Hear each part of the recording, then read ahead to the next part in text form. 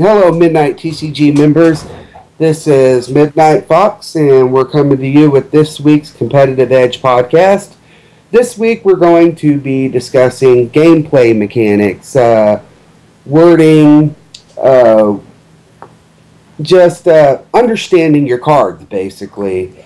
This week, we have Genzaki recording, and we have Eddie Phoenix, Ayo. and we have Genzo. How do? And the game for new players and even some older players, as rules evolve, can get a little jumbled, and you can take things the wrong way as far as how a card affects other cards. So we're going to do an introduction to gameplay mechanics and some common misconceptions in the game. So, to start things off, one of the first things we thought of off the top of our heads was discarding versus sending. How is that different in the game? And we do this because there are a lot of Dark World players, Exodia players, other people who rely on draws and discards that think they get an effect because, okay, we were talking about this before the podcast, Genzo, hand destruction. Yes. Why you do not get you do not get effects off of hand destruction playing it in a Dark World build. And that's because of the text. The text says draw 2 cards and send 2 cards. So since it doesn't say discard, that's why it doesn't go off. Yeah, for hand destruction, it says each player sends 2 cards from their hands to the graveyard, then each player draws 2 cards.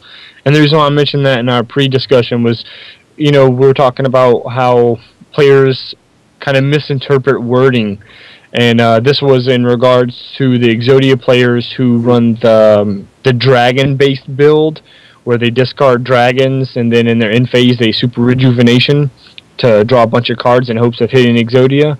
And I've just noticed in certain games playing Exodia players, and they activate hand destruction, and they'll say that they will discard the White Stone of Legend and a Blue Eyes White Dragon, and then in their end phase they kind of account for those cards when they shouldn't, because super rejuvenation says you draw a card for each dragon you discarded.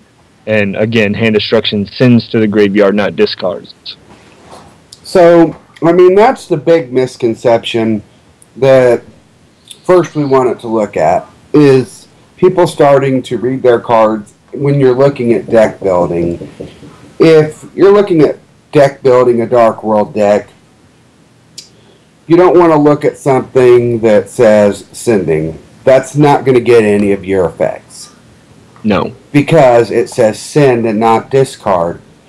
And along this lines, we were also discussing this, and we'll go into more detail as we get along the sending versus discarding area of gameplay mechanics, is discarding for costs. One of the misconceptions for new players that you may run against, think that discarding for Lightning Vortex, you get back your gold or silver, or you get Grappa's effect. And it doesn't.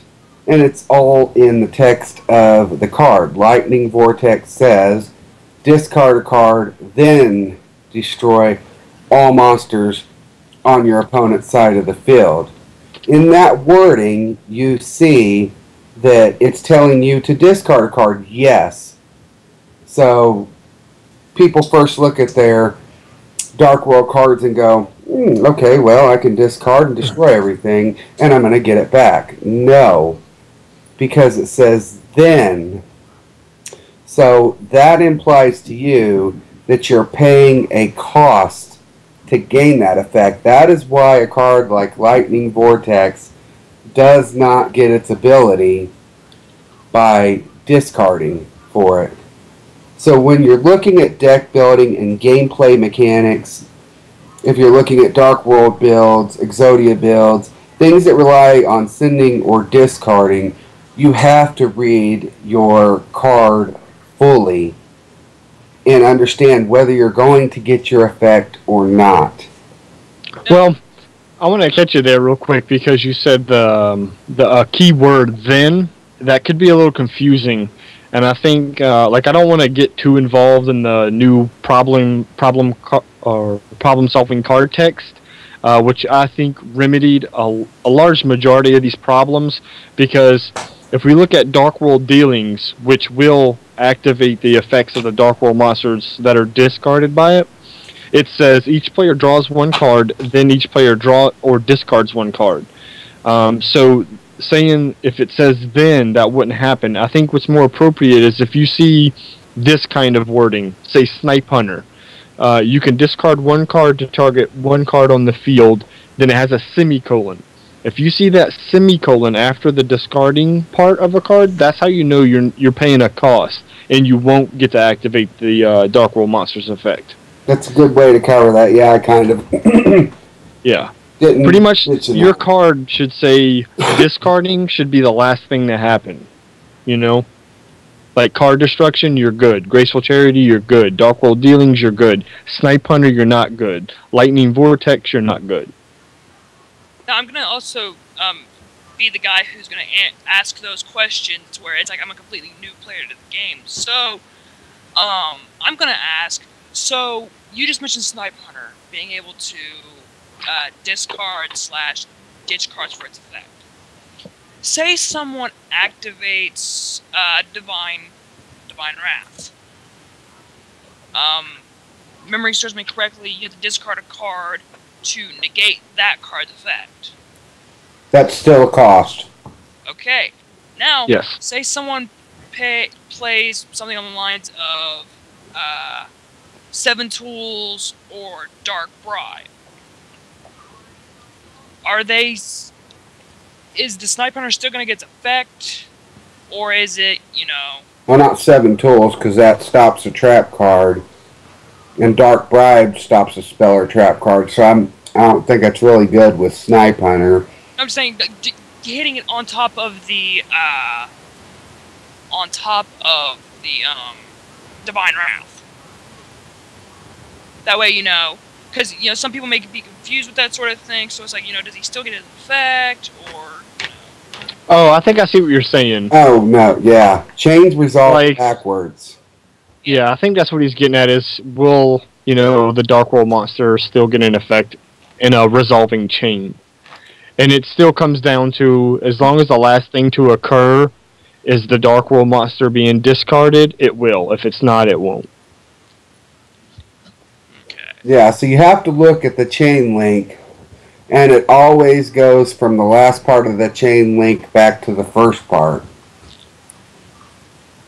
Oh, and here's something, I'm glad he mentioned that, because when we were trying to think of, what we're going to talk about here today, this didn't come to mind, but it's an actual pretty good scenario that applies for this podcast, which is the chain resolving, and how that applies is, commonly played monsters like Armageddon Knight or Elemental Hero Stratos. Say you have a set call of a Haunted and your opponent MSTs it. Well, you chain targeting your Armageddon Knight or targeting your Elemental Hero Stratos. We'll go ahead and use Stratos as the example. Well, when you special summon that Stratos, you would think that you would be able to search a card to your hand or destroy a spell or trap depending on the amount of or I should say hero monsters on the field, but you would not, because the chain resolving won't allow it. Right, because it's the last thing to happen, and he's no longer on the field.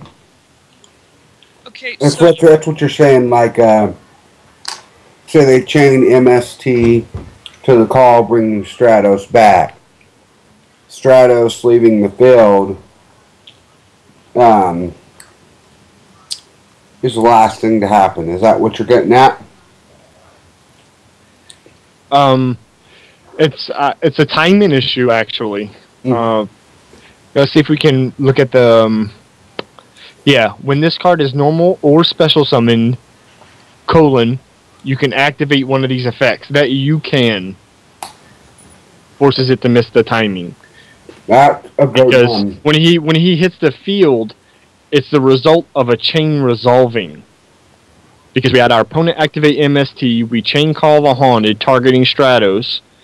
No other effects go on the chain, because neither player has anything to add, so the chain resolves, call the Haunted, special summon Stratos. Stratos' effect would want to activate here because he is being summoned. But because a chain is resolving, we know that other card effects cannot interrupt the resolution of a chain. So now his window is closed because MST will have to resolve, which will then destroy Call the Haunted, and Stratos will no longer be on the field. Yeah, I think that is a good one that we didn't even discuss when we were talking pre-podcast. Optional effects in making sure that you're reading things completely. If a card says you have to, then you have to. If it says you can, like I believe it's Pyramid Turtle says you can search out, or Mystic Tomato, you can special summon one dark monster with 1500 or less attack from your deck in face-up attack position. The key word being can, whereas I'm trying to think of another one where it forces, where you have to. Sangan. You have to search a 1500 or less a monster. When this card is destroyed and sent to the graveyard, search, or let me find the exact wording on that so that I quote it correctly. Okay. The exact wording of Sengen says, when this card is sent from the field to the graveyard, add one monster with 1500 or less attack from your deck to your hand. That is not an optional effect. It does not say can. So when you're talking about that, read your cards fully. Like, you do not have to activate Rat or Mystic Tomato. It's giving you the option because it says you can. Well, that's a different scenario altogether. Maybe it's good that we leave the timing discussion for another day, because that's something that you want to just devote one solid podcast to, and I guess that's my mistake for bringing it up, but the chain made me think of the Stratos Armageddonite kind of situation.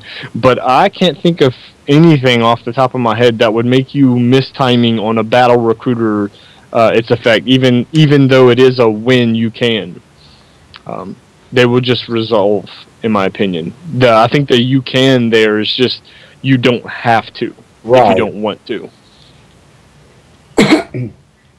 But yeah, but sorry I distracted you. Some players who say you have to search it, and that's your way of going back on that ruling. If you're playing someone and say that your text says you can, it's not mandatory. It's not mandatory. It is optional. It's an optional effect. You do not have to search, but you can search. But kind of sending versus discarding for costs. Let's think of a few other cards.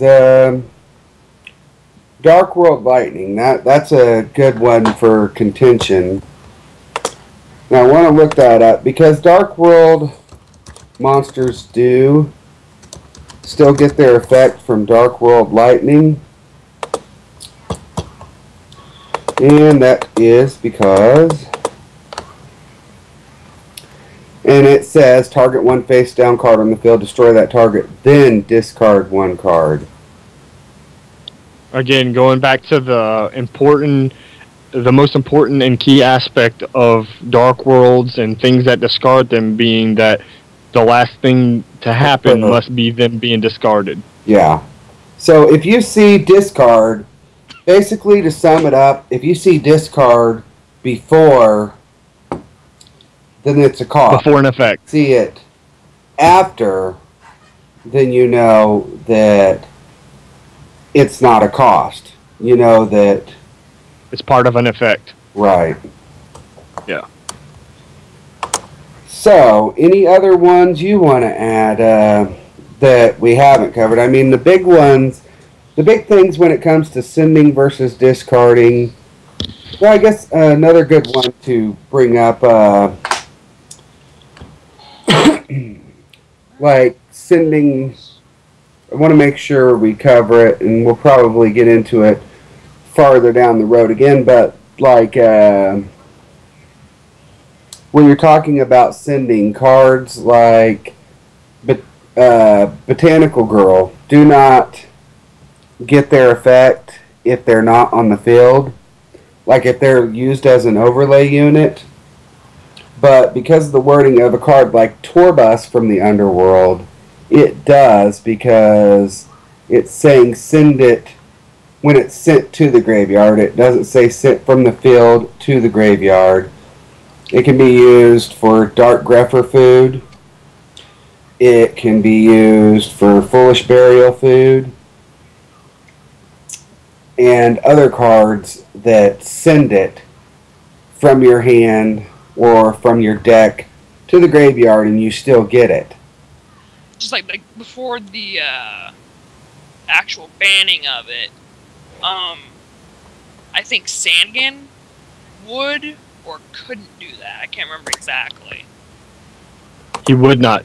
He wouldn't. We got a lot of people contending that, but his exact text says sent from the field to the graveyard. Once he's used as an overlay unit, he is no longer on the field. I know Tengu. He's an overlay unit. I know Tengu get around that, but that's a little bit later on. But yeah, it's all in the wording, and I think that's what most of what we're going to be going over is a lot of gameplay mechanics are based completely around the wording, and that's why things are so confusing for some new players coming into the game. Like a lot of players who came into the game with Dark World thought, as we were talking about, like they could play Lightning Vortex, and they're going to get the effect of a Dark World monster because they're discarding. So we're here today to kind of go over how words can change how a card plays out, and how the gameplay of the game plays out, depending on how it's worded. Because Konami gives us a pretty decent game, but there are some cards that put you up for contention. Put you up for what the Konami? Seriously? Contention as in you would argue against what somebody else says the ruling is. Yeah, I know. And even though their ruling is right, you're still going, Do oh crap. Do what? This is bullshit, Konami. Seriously. Any other cards you could think of while we're in the sending versus discarding and discarding for cost area of gameplay mechanics, Genzo? That are good examples of commonly used cards? I don't want to get into listing cards, because for all the points we're going to talk about, there's what, 5,000 cards in this game, so there's a lot of cards you could talk about individually, and I don't think that really gets the job done. I think it's more important to focus on the wording. So, like, as far as the monsters that can still get their effect when they're sent to the graveyard, I think it's key to note cards like Torgot or Torbus and Dandelion. They just say when they're sent. They don't care from where. Whether they're in Ixie's material, whether they're in the deck, whether they're in your hand. If they're sent to the graveyard, the effect's going to activate. Monsters like Reborn Tengu and Sangan will not, because they say specifically when this card is sent from the field or removed from the field or something like that. So I just think it's key to pay attention to the wording. Tengu can, Sangan can't. No, Tengu cannot. Not as an Xyz unit, but no. Even if that's in the next one when we go over macro versus defissure abilities. I was going to go into that. So. Oh, you were just talking about in general, like when he leaves the field. As far as Tengu, right? Right, like not Ixie's material. not as an Xyz material, but like Oh, yeah. cards like we were saying, Dandelion for your rank 3s, Tour Bus as your rank 3. If they're dropped as an Xyz unit, they're still sent to the graveyard. They get their effects. Yeah. So those are keynotes when you're looking at deck building. And Genzo said it 100 times. I wouldn't suggest running more than one tour bus, but it is really good in the tour guide engine. Just putting that out there. At least at one, not more than one. Well, since Sangan's been gone, he's more of a viable target. I'll say that. I found that Night Assailant is a good makeup for not having Sangan. That's my replacement. So that if you don't draw into... I still run Tour Bus, but I run it at 1 and I run a Night Assailant to make up for Sangan's spot. Because if I draw him, at least I got a destruction card in hand. Yeah, you got removal.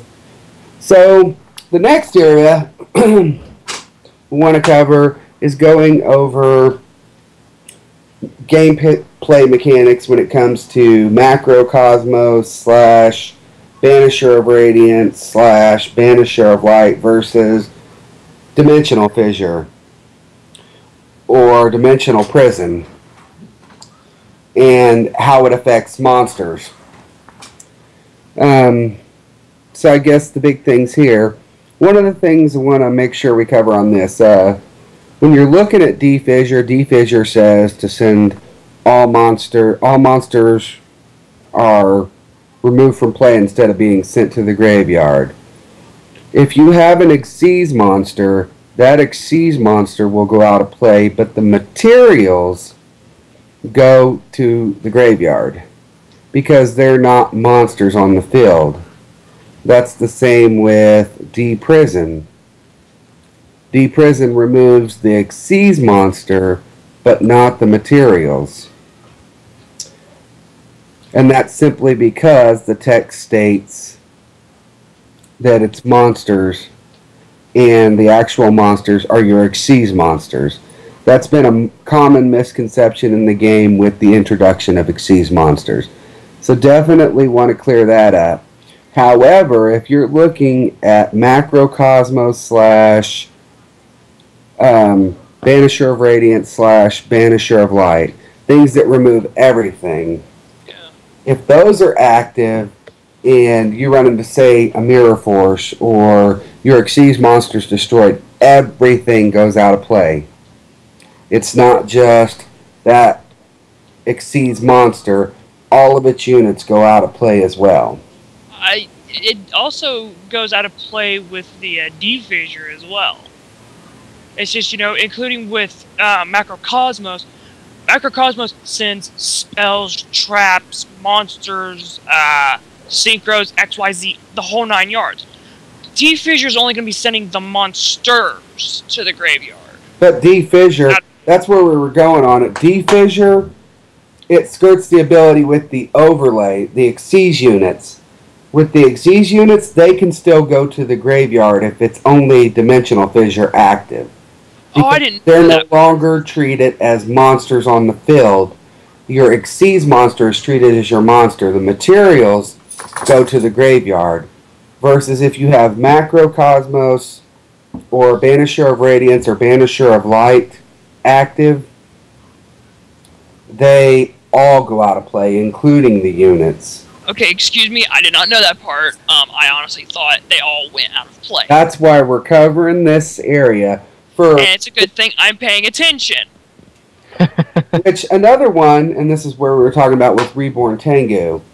This is one, Genzo doesn't like me to refer to it as skirting, but because of Tengu, Reborn Tengu, It brushes the balls of the rules. because his wording, he still gains his effect when he leaves when Macro or D-Fissure, because all he has to do to gain his effect is be removed from the field.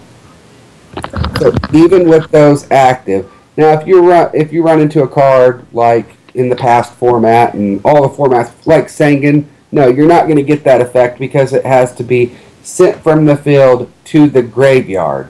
Reborn Tengu, just has to be removed from the field.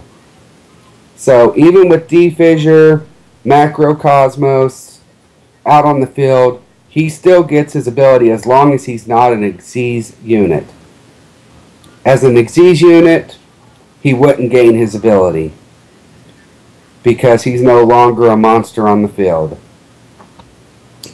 I think that's a good area to cover because with the introduction of Tinky, which we'll get more into Tinky later, Tengu's starting to see a little more play in the game.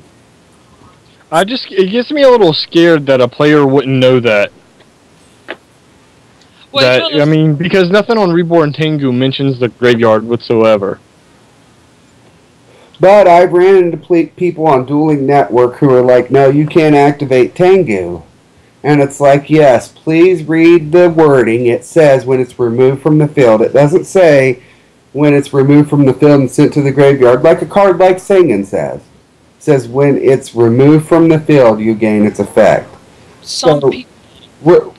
Tonight, we're trying to do a lot of clearing up, especially we're hoping pick up some new people who might listen into this and be like, well, that's why that actually doesn't work. I don't know how many times when I'm in duels, I'll have to link to a rulings because people don't understand the mechanics, and it's not per se their fault. Because Tengu's kind of straightforward. People should get Tengu. But there are some cards that leave it up for a fight as to, well, that doesn't say it does this, so how come you can do that? Yes, because it's kind of like, like with me and like the whole D-Fissure Macrocosmos thing. I honestly thought they still stayed as quote-unquote monsters instead of just like, the layover units, and they still would also go out of they would be banished. But you clear that up saying no, they still go to the graveyard. So yeah, because they're no longer monsters on the field; they are now units. But if Macrocosmos, since it sends everything, or Banisher of the Radiance, Banisher of the Light, anything that sends everything out, everything's removed. But if it's just D-Fissure, it only removes the monster. Yeah. Or if it's Dimensional Prison, it only removes the monster. It does not remove the units that are on it. D-Prison's like, okay, I take the top card, banish it, the other two cards, great. Right. And that's a good one to bring up because a lot of people are misled on that. At least that I've seen. And I've just started running a macro variant of Rabbit myself, running Beast Warriors. And I bring that up because I ran into a lot of people like, no, you don't get that effect. Or no, I still get this. And, we need to clear up some of the mechanics of the game. What about you, Ginzo? You got anything to add to macro versus D-Fissure abilities? None whatsoever. Outside of the Ixies thing, which I think is the only thing that can be misinterpreted about them, I was just under the impression that Konami, I'm pretty sure they made a statement saying that Ixies materials were not considered monsters on the field, so I just thought that, the majority of players who have, an established amount of time in the game knew that Dimensional Fissure, materials go to the grave, Macrocosmos, they're banished like everything else. So, like, in the Reborn Tengu thing, like, I think the more overlooked rulings would be the Reborn Tengu if it's returned from the field to the deck. I figured that would, like, be the most misunderstood ruling. Compulsory. If it's returned to your hand, it's still leaving the field. Yes, it works, but if it's returned to your deck, it does not. Right. Whether it's face up or face down. I have two things to add to this conversation. Because, I know it's a whole Macrocosmos versus D-Fissure issue. So, the first thing I want to ask a question on. Because, like, again, I'm playing the rookie player in this episode. So, as the quote-unquote rookie player, say I have my face-down Raikou. it flips face up. I target the Macrocosmos or D-Fissure on the field. Yeah, you're gonna have to give both perspectives on this. I've got another card sitting face down on my field. I activate the chain, and it's another Macrocosmos. Does that effect of where it's destroyed and I must mill 3 to the graveyard still go off, since it specifically says it must go to the graveyard? Okay. There's something good from that question, and then something bad. So let's do the bad first. Say you control Raikou, right? Mm-hmm. That's what you're saying. Your opponent controls a face-up Macrocosmos, correct? Yes. Alright, so if he attacks your Raikou, and when it's flipped, he can't activate another Macrocosmos. So, because Macrocosmos cannot be activated in damage. So that's the bad thing. We got that cleared up. Now, the other part being your opponent has Macrocosmos, you have a face-down Raikou. Raikou is a great out to Macrocosmos. Why? Well, Raikou's effect, let's look at it first. It says the first thing that's going to happen is you're going to choose whether or not you want to destroy a card. So your opponent attacks your Raikou flips, and now he wants to destroy a card. You decide, and of course, if you're running Raikou, you probably pulled it in from your side deck to attack that Macrocosmos. So you want to destroy it. So it's destroyed, and then you mill. So your monsters will still go to the grave. Okay. Well, no, that's a good one to cover. Go ahead, Eddie. Well, I don't know if... What was your other good one that you were going to cover? Another good thing to cover, and I actually ran into this at locals over the weekend.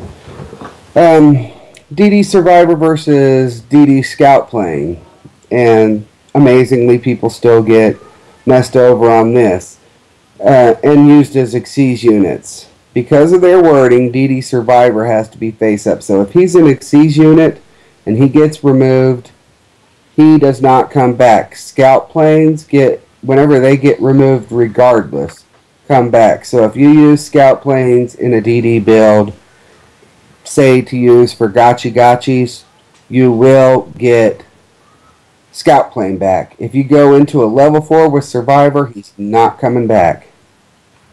Correct.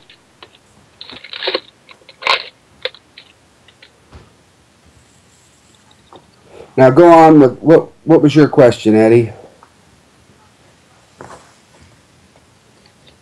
Uh-oh. I think we lost him for a second.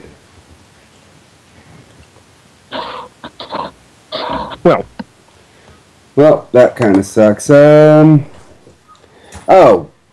you know what? I was going to have you cover another area and why it does not work. Some people will contend that with D-Fissure and Gravekeeper Servant that you can still attempt to mill, but you cannot. I'll let you go. I know why, but I'll let you go ahead and cover this, Genzo. Why it doesn't work when D-Fissure is active. Gravekeeper Servant? Mm-hmm. It's all in the text. That's the reason. Let me get the card searched up here so I can give the exact text. But yeah, it's a lock. It's a lock that a player could put into action. It's a gimmick, and the card says your opponent must send one card from the top of their deck to the graveyard to declare an attack. Well, just like anything in this game, if you cannot do something a card is requiring you to do, you cannot even attempt to activate it. And that's the lock. Your opponent plays Gravekeeper Servant alongside Dimensional Fissure, you can no longer attack. And it's because Gravekeeper Servant needs to send a card from the top of the deck to the graveyard. Dimensional Fissure doesn't allow the card to go to the graveyard. And but I think it's actually better with better with Macrocosmos. Well, the reason I bring that up, because everybody's like, Macrocosmos, yeah. Okay, you know you can't do that. But some people contend the fact of Well, it's Gravekeeper Servant or Defissure, so if it's a spell or trap, I can still attack. But if it's a monster, I can't because it's removed. The reason you cannot do that is because you do not know what that top card is. So your attack's still not going to go through. You cannot mill with that lock on there on chance. Oh, I see what you were asking. Yes, that's why. Right. Were you getting ready to cover the card I was actually getting ready to ask about? What was it? Because my internet just went on me. It was Gravekeeper's Servant. We just covered that. Yeah. Thank you. I was actually going to make sure I covered that because it was like, yeah. That's a good one to cover because some people, we all know that with Macrocosmos, no, you can't attack because Gravekeeper's Servant's going to send everything. But with Defissure, you can't take the chance because you don't know what the top is. It's still a lock. Yeah. Or you cannot mill the top card of that deck and say, I could possibly still attack if it's a spell or trap. No. You don't know what it is, so you can't mill that card and go through with an attack and have it negate it. Because the cost is sending the top card of your deck to the graveyard. And since you don't know if it's a monster or a spell or trap, it's still within a lock. And that's one that does confuse players. They think just because Defissure's out instead of Macrocosmos, they can still go ahead and try to declare that attack and hope that it's a spell or trap. No, it don't happen. Okay, so, yeah, like I said, I was going to cover that one, but you guys kind of covered it while I had a technical issue, so... Any other ones, Genzo? Yeah, for Macrocosmos and Dimensional Fissure, I'm pretty sure we're done. Alright, and I'm trying to remember how you want it to say this. Not cards that skirt rulings. Understanding card Understanding text. Card wording. We were talking about a few different cards in this. Tengu was one of them. And I think we covered that in the last section in the way that it says when it leaves the field. But another one that's common, especially with Gravekeeper starting to make a comeback right now, is playing like Gravekeeper's Recruiter. And I've ran into players who think because you have Necro Valley on the field, they can't activate Recruiter. Now, if you look at the older Necro Valleys, it's not very specific. One of the things Konami did right was they went back and they errataed Gravekeeper, Necro Valley, where it says that you can't move cards from the graveyard to other areas. But if you have an old copy, then it just says that cards that have their effects activate in the graveyard cannot be activated. Gravekeeper's Recruiter's a good one. When it's sent to the graveyard, you can still search because you're not moving anything from your graveyard anywhere else. You're moving something from your deck to your hand, and it's hitting its cost of going to the graveyard. So Gravekeeper's Recruiter is not bringing anything back to your hand from the grave. It's not moving anything in the grave.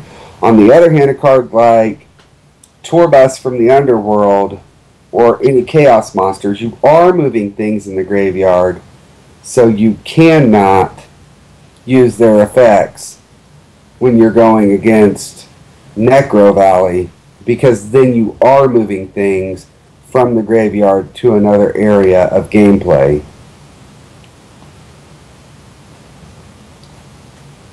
I'm trying to think of a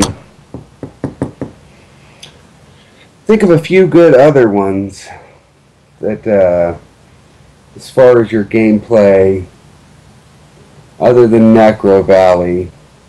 Anything off the top of your head as far as wording, Genzo?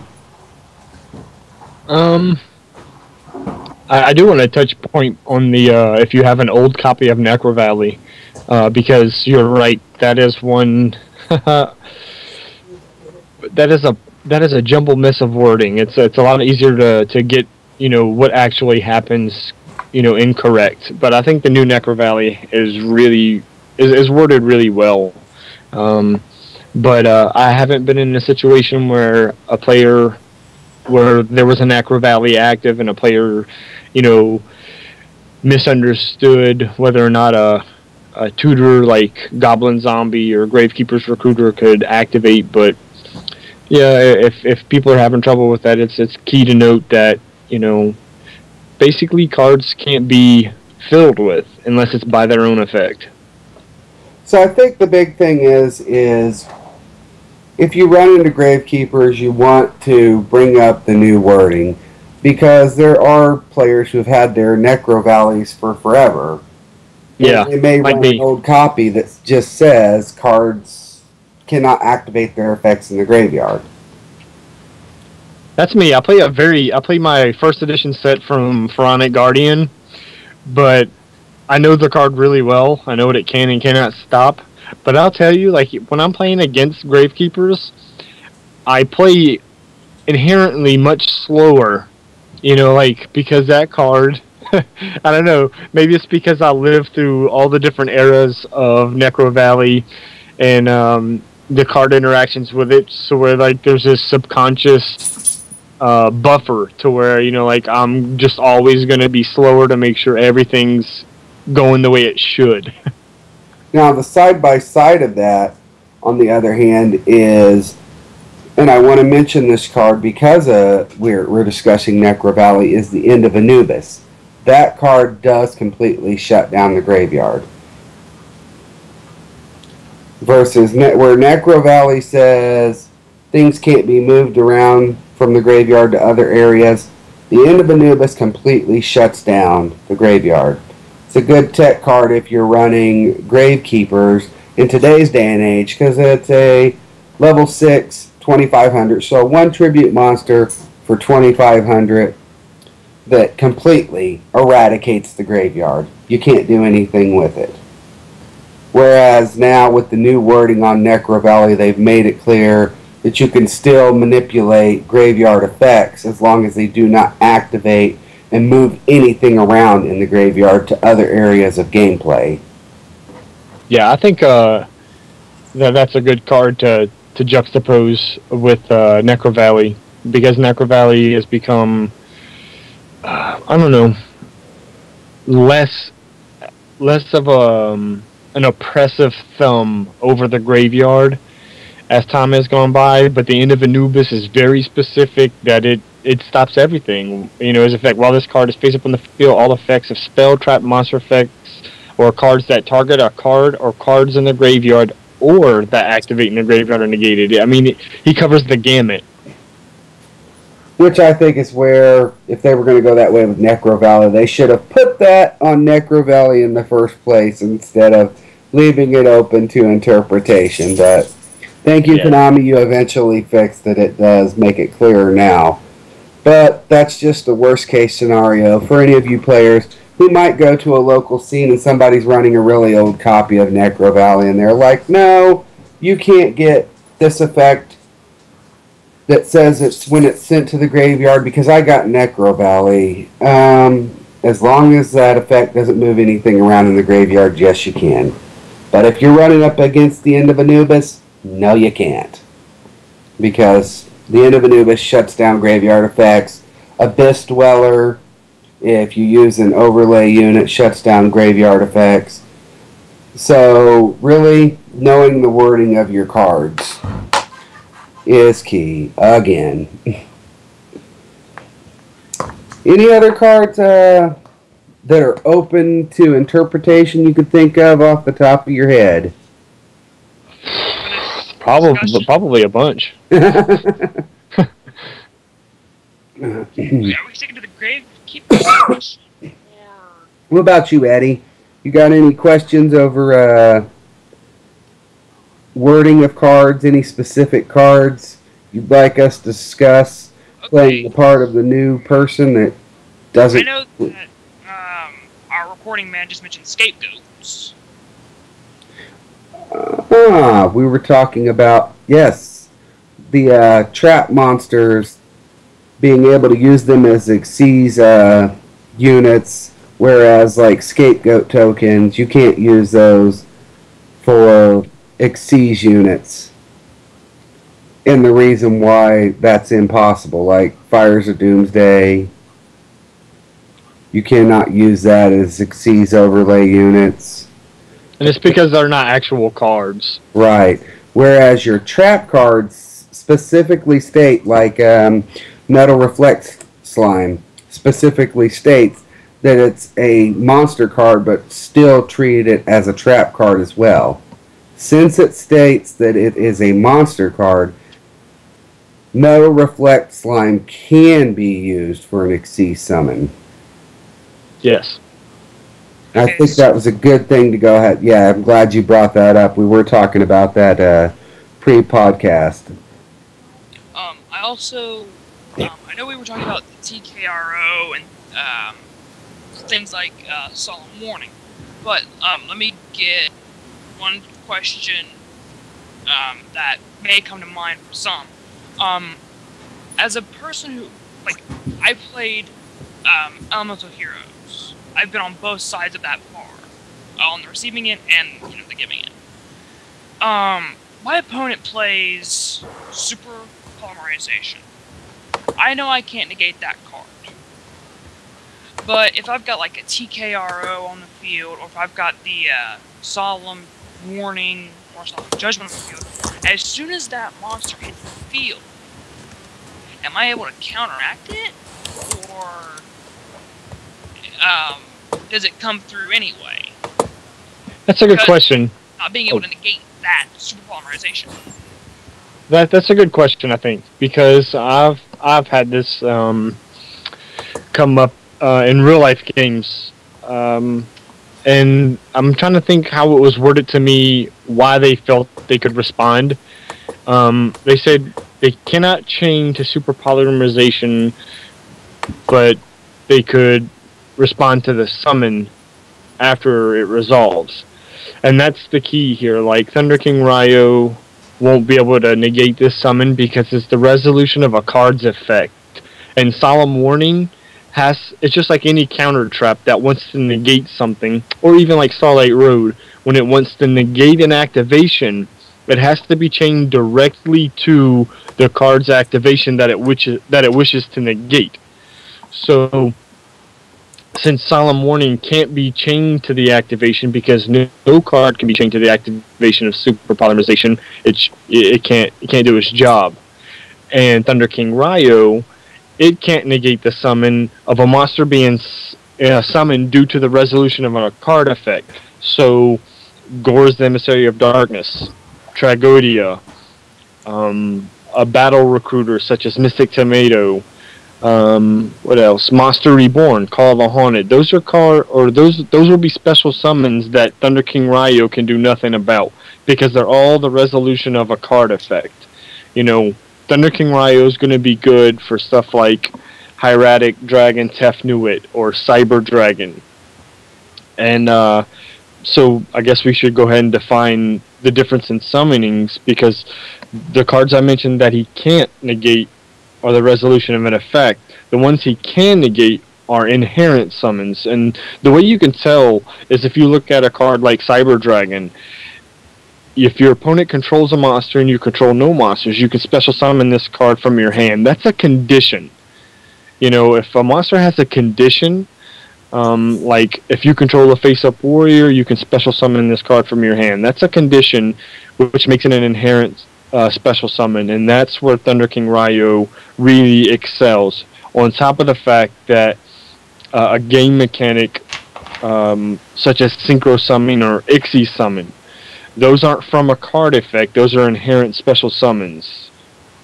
That's what he can negate. Okay, well, so we kind of went over that, yeah.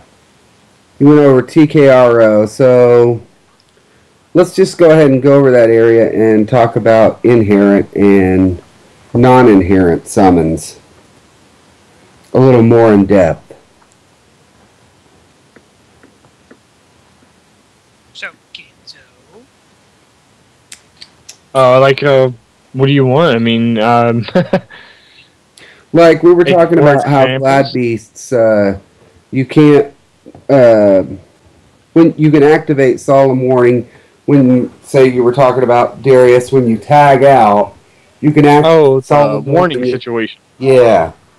Okay, yeah, so this is just one of those things that I guess if you haven't done your homework versus a certain matchup, or if it's the deck you're playing and you just haven't done the homework, it's one of those things that can get overlooked on how the situation actually resolves. So if you're a Gladiator Beast player, or if you're playing a Gladiator Beast player, Solemn Warning is an effective card, but understanding how it affects the tagging out of monsters is what we're talking about here. And so the perfect example is, say, player A controls Gladiator Beast Darius. Player B has no cards on the field except for the set Solemn Warning. We'll just say that's the example. So player A enters his battle phase, declares an attack with Darius. Darius' attack is successful. And so now he's going to declare to his opponent that he's going to end his battle phase, which is where he would resolve Darius' ability to special summon a Gladiator Beast monster from the deck. So the returning of the monster, the Gladiator Beast monster, is a cost to activate the effect.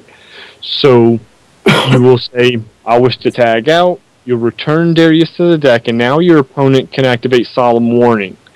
Now where I've seen this get a little iffy is because the players who are playing these cards don't understand exactly how this works. So they'll just declare they want to return Gladiator Beast Darius to the deck to special summon, and then their opponent activates Solemn Warning, and they'll send their Darius to the graveyard. Which, as we know now, since Darius returning to the deck as a cost, that is incorrect. It would never go to the graveyard. And how this would fully resolve would be player A says he's going to resolve Darius' effect by returning him to the deck. Player B activates Solemn Warning to negate the summon. So Darius goes to the deck, but the Gladiator Beast will not be special summoned, nor will it be sent to the graveyard, because I've seen that happen in an instance as well. And that's how that works. Okay. Well, let's cover this one more as we were talking about gameplay mechanics. This is another misconception that newer players and even some older players run into. Call the Haunted in Jinzo. A lot of people that are newer to the game, and even some older players, contend that if you summon Jinzo with Call the Haunted, they can destroy it.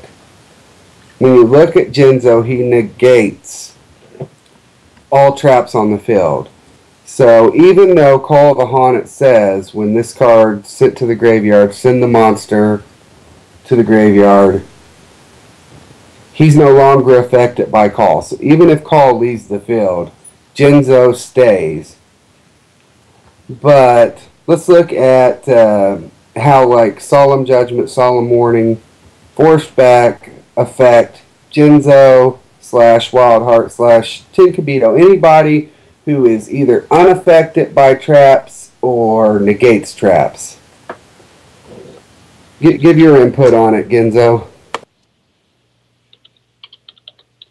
On what exactly? Like the fact that some players misconstrue what Jinzo can negate? The misconceptions, like, not just Ginzo, but cards like Wildheart and Tinkabito that are unaffected by traps.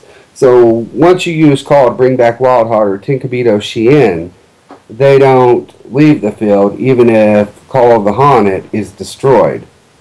Jinzo doesn't leave the field. And how cards like Solemn Warning, Solemn Judgment, how they interact with those cards in particular. Cards that either negate traps or cards that are unaffected by traps. So clear that up for the newer players with the words that I can't seem to put it into. Well, I guess the only misconception I see with Jinzo, and I'll talk about him because I really don't think any of those cards are actually game relevant. But if I had to choose one, I'd choose Jinzo. So I'll go with Jinzo. Sure, this is one of those situations that scare me if I'm ever in a situation and my opponent doesn't know it. It kind of gives me an insight into what the game's going to be like. But if I have a set Call of the Haunted and I have a Jinzo engrave and my opponent activates MST or Heavy Storm to destroy my face down and I chain Call of the Haunted, I can special summon my Jinzo. And then when their MST or Heavy Storm resolves, Call of the Haunted will be destroyed, but Jinzo will stay because he negates traps, which kind of disconnects him from the trap. And the same thing for Wildheart. As soon as he hits the field, that Call of the Haunted is no longer hold anymore in the field. It's no longer attached to him, so he would just sit. Also chain the effect of like Torrential Tribute on top of him. So I normal summon him and activate Torrential Tribute, and after everything's all said and done, all the monsters exploded, and he's in there just going, "What? What happened?" Yeah, that's like one of those old, like when he was first released, Wildheart.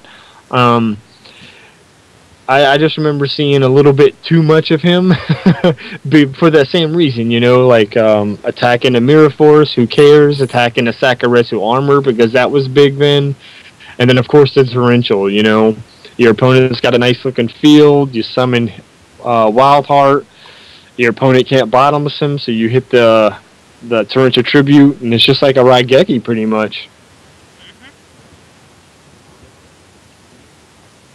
But I guess the other one to talk about, and again, it's another one of those beginner situations where opponents or a player summons Jinzo, and his opponent may activate Solemn Warning, for example, and the opponent or the guy who summoned Jinzo would say, "No, you can't because Jinzo negates trap cards." Well, when we're talking about the negation window for a summon, the monster's not really on the field and it's not really in your hand, and that's the key point there.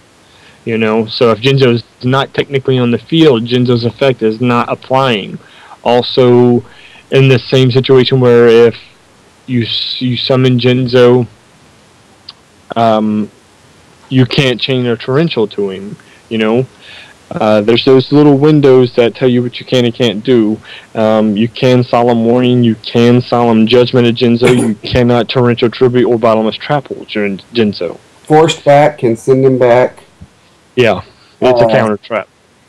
If he's being special summoned, Black Horn of Heaven can get rid of him. Speaking of the whole little tiny window thing, there's the DD Crow bit that, say, because, rookie player, he plays his, this is off the cuff, essentially. He plays Monster Reborn. I go to reborn my monster. You do the whole DD Crow thing, and then the monster that he's targeting goes away. Rookie player think, okay, I just grab another monster. What makes that not work? Because you target at activation. Like, if, say you activated Monster Reborn and it was like Reinforcement of the Army, where Reinforcement of the Army, you add the card at Reinforcement of the Army's resolution. If Monster Reborn was like that, then that would be possible. But since at activation you have to target a monster, it's just that you have to target, you have to make a decision. Once the decision is made, your opponent can respond in a chain and remove it, and then you're just SOL. Same thing for Call of the Haunted, Premature Burial, any card that would special summon a monster and needs to target at activation. Okay. Now I think there are ways around Jinzo, Wildheart, all that. We know Effect Filler. What about, well, we know it's not going to hit Wildheart, but what about interactions? And you're going to hate me for bringing this up. Breakthrough skill in the graveyard versus Jinzo. That's perfectly fine because it's a trap in the grave. So no reign over the graveyard. Excuse me. So he still gets his effect. Or he doesn't get his effect if that activates in the graveyard. Effect Veller can get around that as well.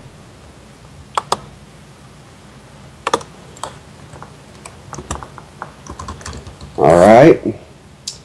Which brings us to our next one, and this is a good one, and I think it's mainly because one card in general, of course there are other ones, but with Fire Formation really taking off, we're looking at MST and how it's applied. A lot of players will contend that, and it does say that it destroys, it doesn't say it negates.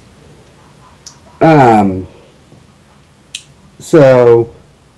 there is one instance in which MST can negate if it's going against a continuous spell or an equipped spell. So with Fire Formation Tinky, this is the card we were talking about that was in question. It's a searcher like Reinforcements of the Army.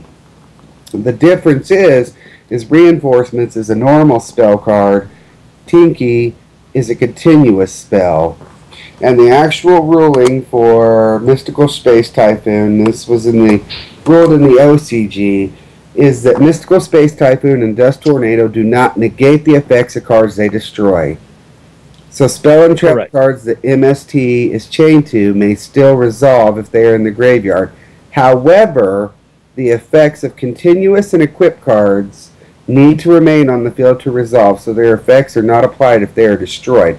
That is why, and I'm sure we're going to see this as this particular format goes along and we see more people playing Fire Formation Tinky.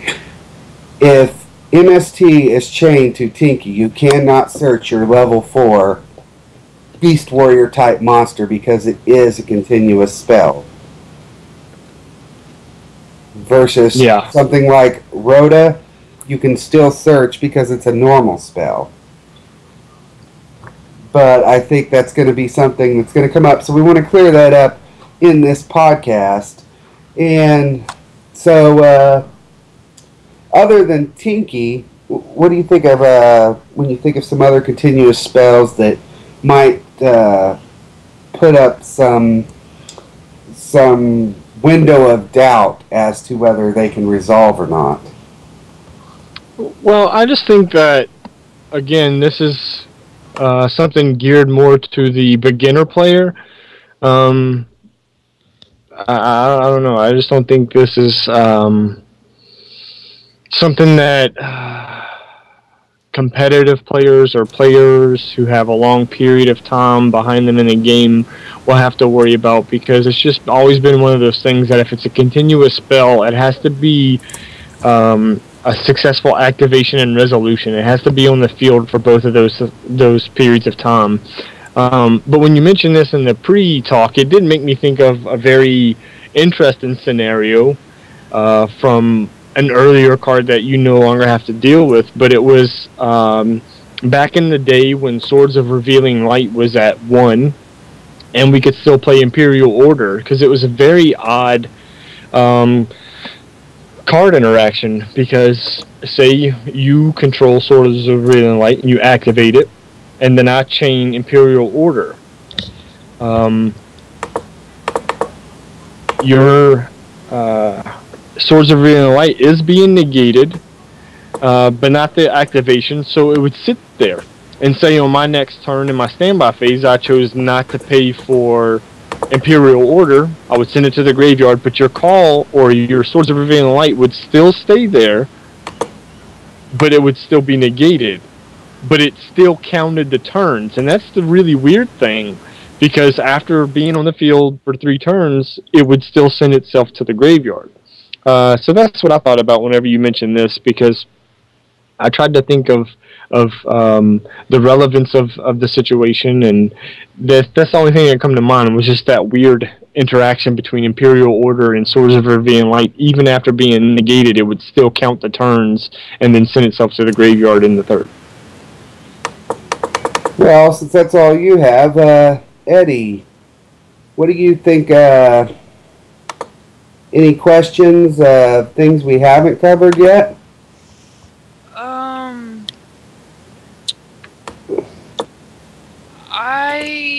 The only thing that really comes to mind right now for me is Wave Motion Cannon. I activate it, it sits on the field for a few turns. I go to take it and ditch it to my graveyard for it to be able to do the damage. If my opponent chains Mystical Space Typhoon to it after the fact, since the whole chain system stacking, the whole chain system where it would be Wave Motion Cannon as Chain Link 1, and then Mystical Space Typhoon as Chain Link 2, would it still conflict or no? Continuous effects do not start chains. So what would happen here is it would be a situation where things are happening that couldn't actually happen. Say you have your Wave Motion Cannon, it has 3 counters, you're in your main phase and you want to send it to the graveyard to deal your opponent 3,000 damage. You would send it, he would activate MST, and you would just simply say you cannot because your target is not there. You know, Wave Motion Cannon would send itself to do the damage, and you being turn player, you have priority to activate your effect. So if he didn't destroy it in your draw phase or your standby phase, once you enter your main phase as turn player, you have priority to activate effects. So you would just send it to the graveyard, and Mystical Space Typhoon, saying Wave Motion Cannon was your only spell and trap card on the field, wouldn't have a target. So that would just be a situation of knowing what you could and could not do. Yeah, and then it would just fizzle. Well, it wouldn't fizzle, he would just set it, because, again, Mystical Space Typhoon has to have a target other than itself to even activate. Okay. So, Eddie, any other questions? Let me dig in the new book here. Let's, we're down to the end of the specifics we were going to cover, so let's see if you have any other questions of some cards you'd like to be cleared up and why certain resolution happens. No, there's really none that mentally would come to mind for me, at least. I mean, I know. Well, I do want to mention something while he's thinking or deciding that he has nothing. Just to go back to that Fire Formation Tinky and why I feel that way.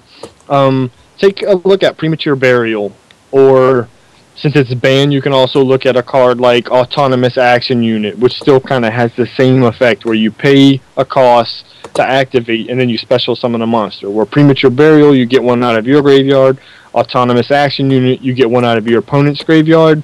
That's like a good example of why I feel like the Fire Formation Tinky should be like an established thought for established players, because if you activate Fire Formation Tinky, I chain MST, you should know that you're not going to search because it's a continuous spell and it needs to sit there and resolve completely to where it's on the field before you would search. Just the same as Premature Burial. Like, I don't think there's a question that can be had where if I activate Premature Burial, pay my 800 life points, you chain MST, there's no question whether or not I'm going to special summon.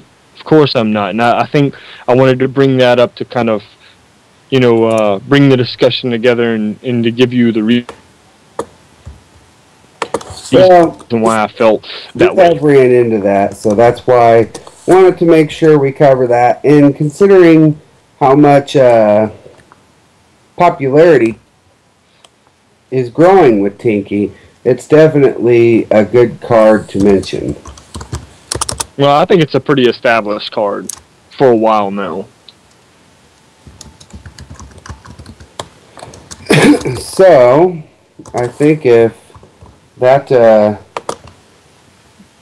pretty well covers what we were going to go over, well then, that about wraps it up.